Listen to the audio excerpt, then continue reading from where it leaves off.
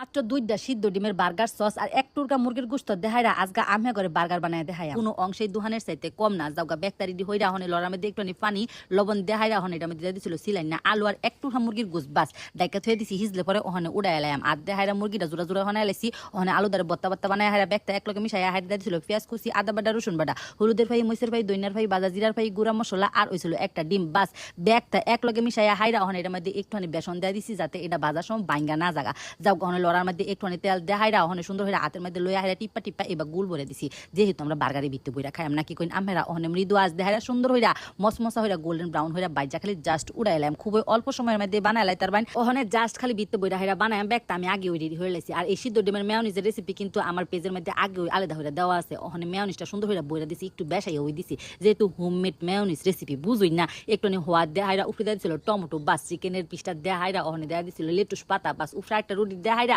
ওখানে জাস্ট খালি খাওয়ানোর পর দেখছি নিবালা দেখতে যেরকম সুন্দর হয়েছে এটা খাইতে তার চাইতে বেশি দুর্দান্ত আসিন অক্করে ওই দোকানের স্বাদে আসিন বাইত কম খরচে অবশ্যই